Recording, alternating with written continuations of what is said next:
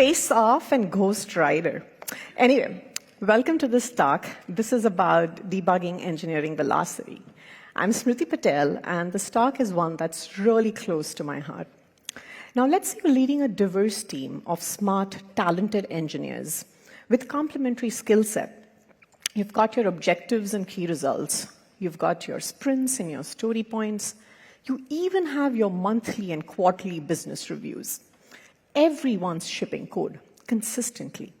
And yet,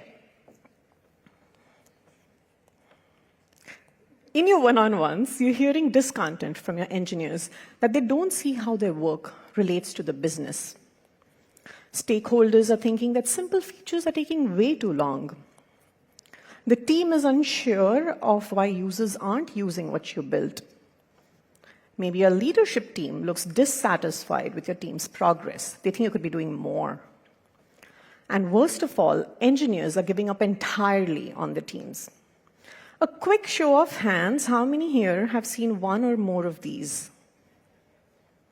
All right, pretty good. You're in the right talk. About 80–90% of you. Folks, don't be shy. As an engineer, a manager, and now an org leader, I've experienced each of these instances.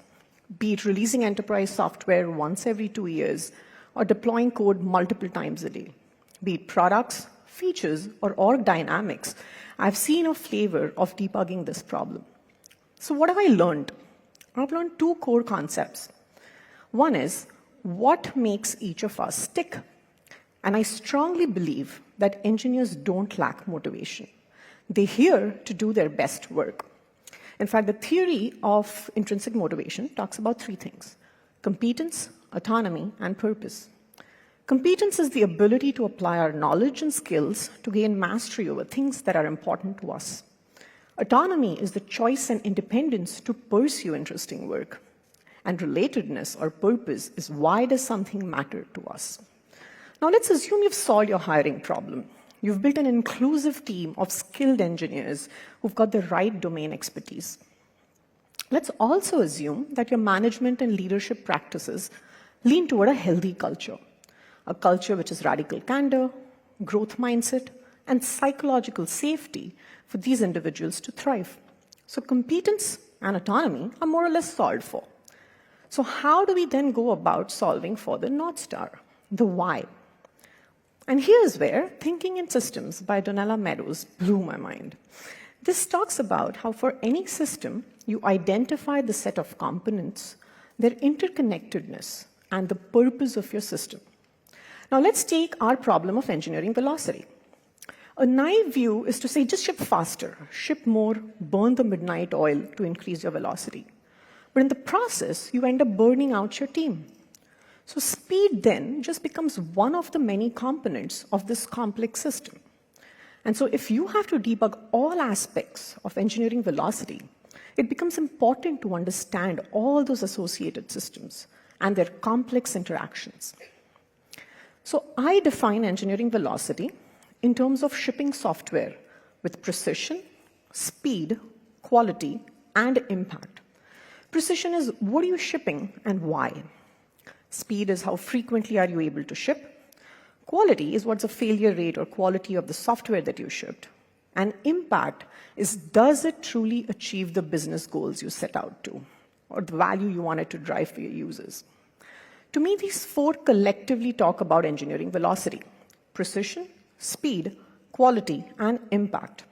Because for any software company, our engineering talent, their productivity, their efficiency, their impact is the highest leverage. Because as managers, we know we've got a fixed engineering bandwidth at a given point in time. And if you choose to solve X, it means saying no to Y or Z problem set. And so the opportunity cost of potentially going down a wrong path can be very high. So debugging engineering velocity is crucial to leading our high-performing teams. Now, all this sounds great in theory, but how do we know where to begin? So the first step to debugging engineering velocity is to analyze. Do you even have a problem on your hands? You've got your awesome team. They're shipping code consistently. However, here are some questions you could ask, because you've seen some markers at the individual level, at the team level, or maybe at the broader business and organizational level. If not these, you could also be seeing some of this manifest in terms of unregretted attrition on your team, lower trust in the team's ability to meaningfully move the needle, maybe shrunken headcount or budget allocation, especially in the current economy, or lower buy-in when you are sort of putting up your senior engineers or managers up for promotion. If you answered yes to one or more of these, yes, you do have an engineering velocity problem on your hands. And it's time to debug the function, the health, and the purpose of the broader system you find yourself in. So once you've analyzed that, yes, you do have a problem, identify which phase do you have the problem. Where is it? And if you think about software lifecycle, whether waterfall, whether agile, it roughly goes through 3 phases.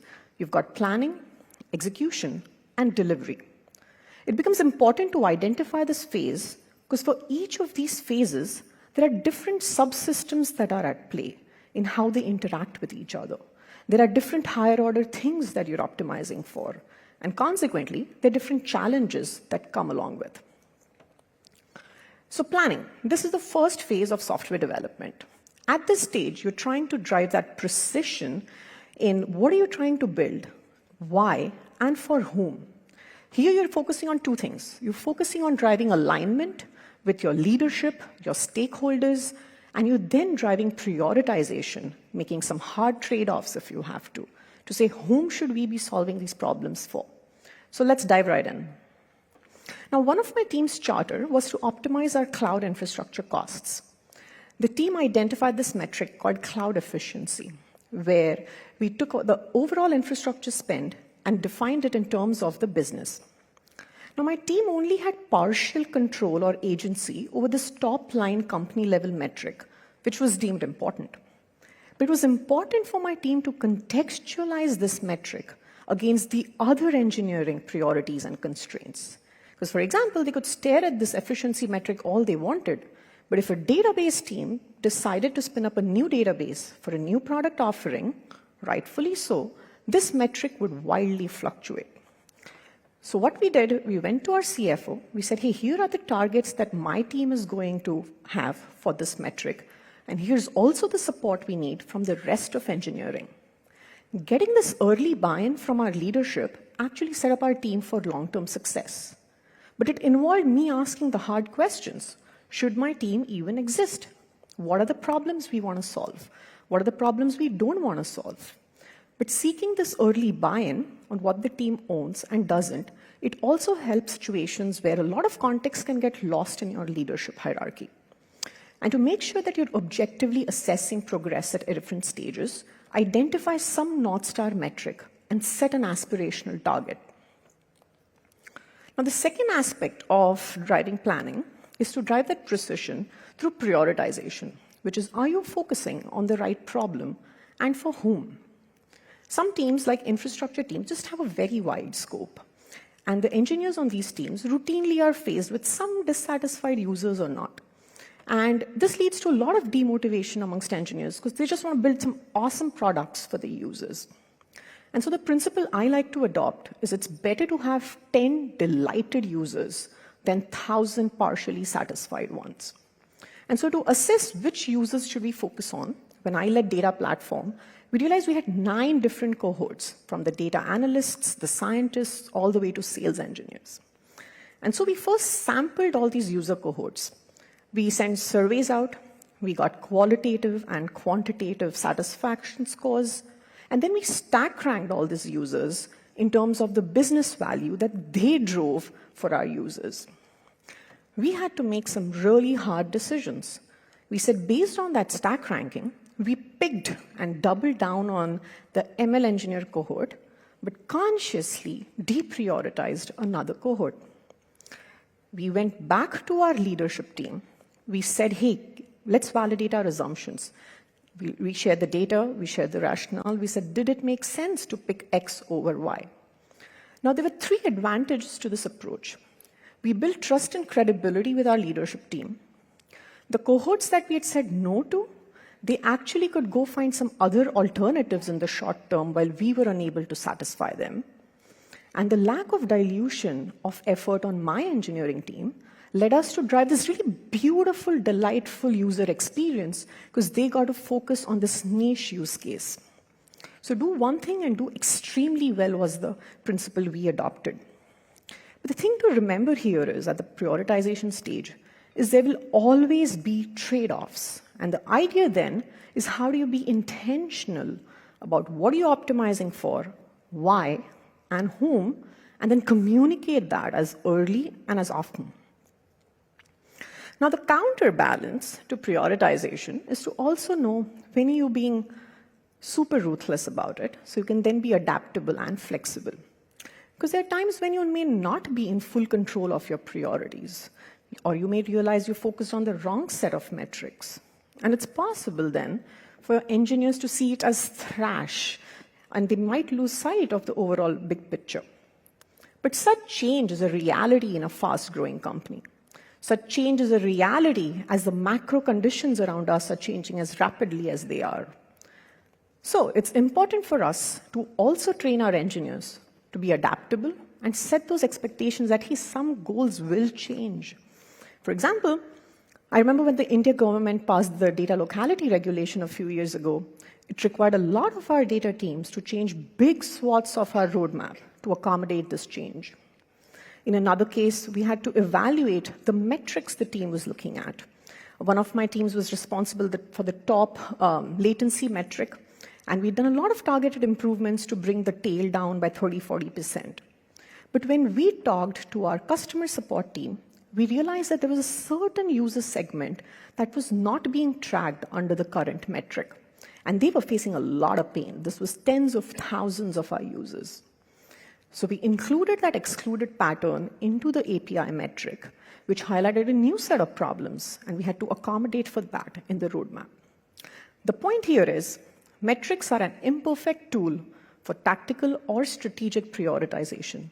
So as a team, keep evaluating what metrics you're looking at, and then develop those feedback loops based on customers, users, or business to see what outcomes you do want to drive for your business. Next, the next stage of software development is execution. Once you've identified the why, the what, and whom, the next step is how do you optimize for the how. At the execution stage, you're looking to drive focus, speed, and quality. As folks might be aware, the DORA framework, which is now broadly evolved into the SPACE framework, identifies four core metrics to track the focus, speed, and quality. This is all about optimizing the how you get your work done. Lead time is the time taken from code committed to running in production. This helps drive that focus. Change rate is the frequency of deployments to production, which helps track your speed. Failure rate is the frequency of deployments which need rollback, where you're fixing your bugs, what's the rate of introducing those failures, which helps drive quality. And mean time to recover, which is the average time to recover from a failure, which helps with both speed and quality. So with these four metrics as a beacon, let's see how do we optimize for the how. To drive focus, ask teams, are we doing too much or are we doing too little? Every few sprints, see if you have too many projects that are ongoing for a long time. Are you shipping too much at the same time? Like I recall December 23rd of last year, a day before the shutdown, when one of my teams shipped 3 really big, cool features for our users. Now, on one hand, I was very happy that my team had finished off most of our goals for the half. But on the other, I asked myself, had we been the most efficient? Could we have delivered any of that value earlier to our users? And for this engineering system, did we attain the most throughput that we could? So one thing to check is how do you drive focus by reducing your work in progress? And it's easier said than done. It's hard even when I know it exists. So I've developed a few tips and tricks. One being even at the sprint planning, we try having 1 or 2 goals which are in line with the broader roadmap goals. And the next is how do you group or logically group units of work and color code them. And at the end of a sprint, if I see an unusually colorful sprint, we would aggressively cull those colors. So measure and discuss lead time as a team every few sprints, which I also expand to the time that is taken from planning and scoping a feature all the way to shipping it to that focused set of narrow users. Next is the need for speed and identifying what can get in the way. This is the guts of all development. And the three things you can do, because projects vary. You could have those slow projects. You could have complex projects. You have projects which just deal with scale as things are scaling. So three things you could do here are iterate, de-risk, and unblock. What do I mean by iterate? This is where you want to build it first, then make it better. Because some engineering velocity problems manifest just because they're slow to build. They take a long bake time. Like, for example, if you're building a database abstraction, or you're building an eventing primitive, or a data orchestration API. The key here is to drive a product mindset. Pick 1 to 3 key users and use cases, and go deep. Iterate it, hone the experience, and when you believe you have a good variation in those use cases, then expand it out to the masses for general availability. Next is de-risk, which is, are you dealing with inherently complex problems? Like, say, for example, you're migrating from your monolith to a service-oriented architecture, or you've decided to undergo a Kubernetes transformation. The shape of this project just takes halves and sometimes even multiple years to track. And so the objective for such projects is, how do you uncover all your risks as early as possible? I think of it as stepping stones, not milestones, where your objective is to front-load your risk, drive incremental value as early as you can, and drive higher and higher predictability so that in year 3, you don't realize that you have a lot more runway still to go, which sort of then puts the whole trust in question. Next is unblock. Software engineering at scale requires dealing with technical systems as they are scaling, and also human interactions at scale. And as a leader, while debugging engineering velocity, you want to make sure you're unblocking your teams, because healthy human interactions need healthy channels of communication and collaboration. Are you in your teams faced with engineers not knowing what's going on or who's doing what? And depending on the culture, it may lead to toxicity, or it may lead to folks walking around the elephant in the room. So what I've found be effective is establishing concrete team roles and ways of how the team folks interact with each other.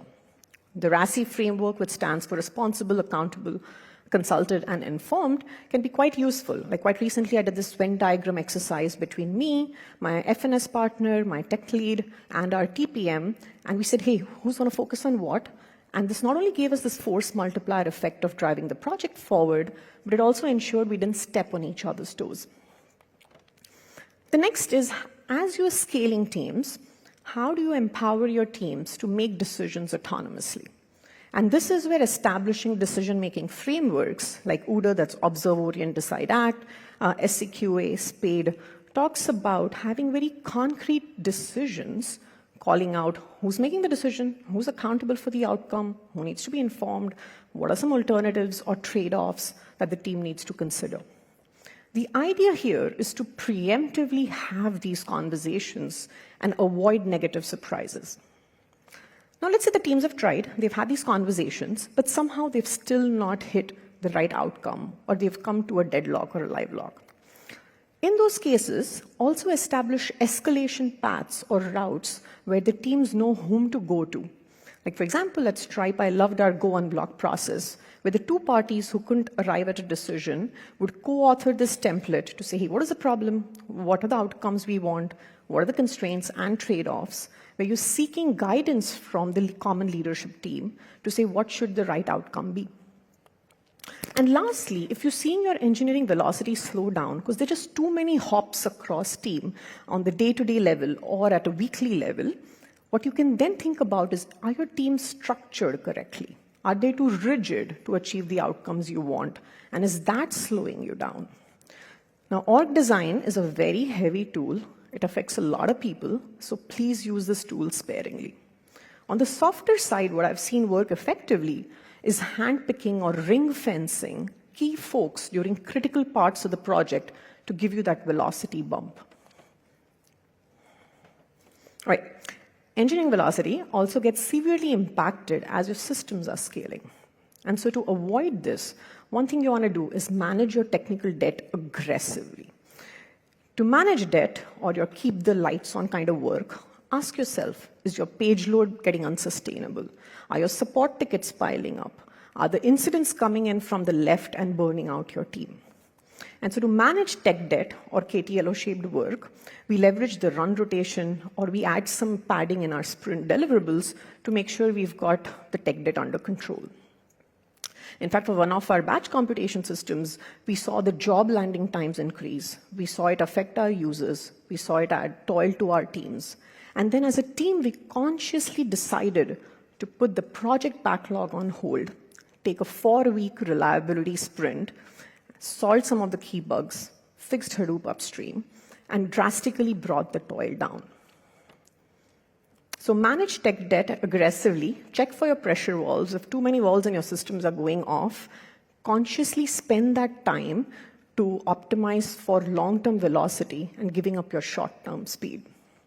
Next, if you're designing new systems, design tightly aligned, loosely coupled architectures. Because let's say you have multiple teams who are building the same stuff. It gets very possible to have each blocked on the other. So how do you determine the right abstractions and service level commitments so they can independently develop and operate?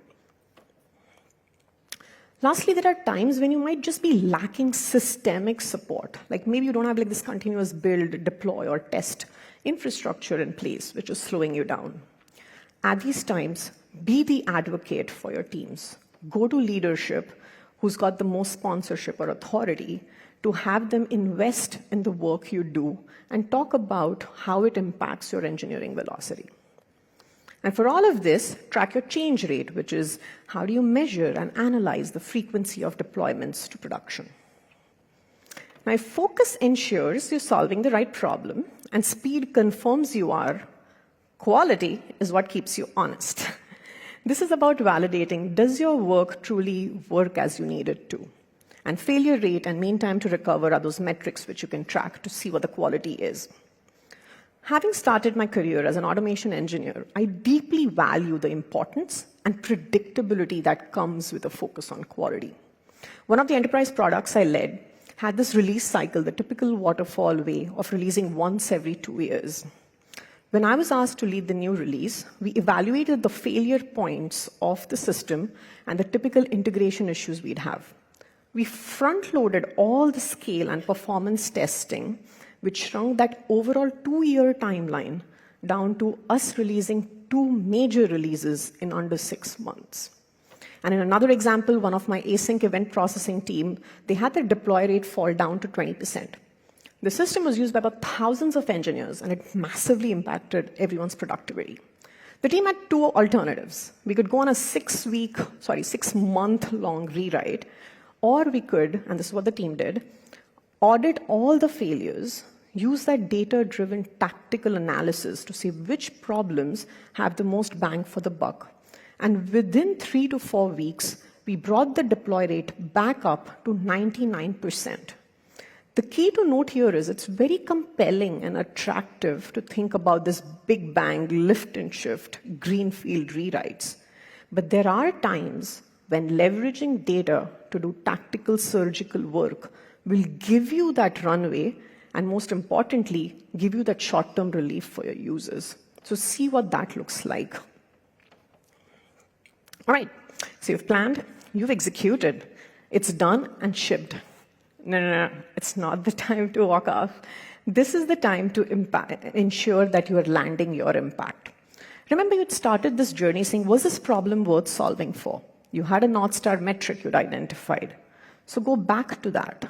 Go back to see how the work that you've shipped moves that top-line needle that you'd identified. And what you'll also find is this exercise is very gratifying for your engineers who are trying to see how their work relates to the business. Quite recently, we shipped something expecting it to change, and we moved on in life, and we realized we actually had to go back and do a little 5 to 10% extra to actually capitalize on the impact. So use that time. It can come in different forms. It could be a marketing strategy, it could be a UX improvement, it could be a performance optimization, and in many cases, just better documentation. So take that time, bring it home, and land that impact. Lastly, I'd be remiss if as an engineering leader, I didn't call out ineffective management. We need to hold our senior engineers and managers accountable for driving engineering velocity. And in spite of repeated feedback, if we don't see them course correct, we may have to consider hard decisions which involve cutting their scope, their influence, and in some extremely rare cases, even managing them out. I worked on an enterprise release which had shipped halves and then years of engineering delivery. It turned out the engineering manager was new to management. They didn't exhibit growth mindset, and the leadership inability in addressing this related to them finally canning that project after years of engineering investment. So as leaders, it is our responsibility to provide that timely, actionable feedback to help individuals course correct and make some hard decisions so you're driving a culture of accountability and high velocity. So one of my teams shipped this cloud cost dashboard so teams could observe their spend and empower teams to make the right decisions. We aligned with our leadership. We picked 2 to 3 core product users whom we knew were the biggest spenders, and we prioritized that cohort over finance. We made a lot of noise and a big splash at the all hands, and we also made it a mandate for teams to talk about their spend at their business reviews. A couple of quarters down, we started seeing teams actually preemptively talk about the spend at the design stage, something that didn't exist about a year ago. And we, as the efficiency team, tracked the top line North Star efficiency metric. That was our feedback loop to see, are we making the right decisions? Are we driving the right behaviors across engineering? And are we focusing on the right high leverage cost saving opportunities? As a result of this structured approach to velocity, we collectively bent the curve for our overall cloud spend. This led to tremendous impact for the business. It obviously built the trust and credibility with our leadership team. But most importantly, it drove this deep sense of accomplishment and appreciation within engineers on the team. So zooming back out, debugging engineering velocity is not about a silver bullet. It's not about a rotten mango, though in very, very rare cases it may be. But for the most times, it's about stepping back and evaluating that broader system, the subsystems and components, and how they interconnect. And you can then use the patterns, the markers, and the feedback loops, which the space framework also allows to make that data-driven decision-making. To summarize, at the planning stage, drive precision, hone the what and the why and the whom through early organizational alignment and prioritization of the user cohorts. At the execution phase, drive speed through focus, iteration, unblocking, de-risking based on the shape of projects you're leading, and drive quality through that early rigorous testing. And finally, at delivery, land the impact, cash in, go check that top line metric, see how what you shipped truly moved the needle, and drive with aggressive advocacy or marketing. As a manager or a lead developer, you now have a playbook to analyze engineering velocity. And most importantly, create that environment where folks can get together and work at their highest potential. Thank you.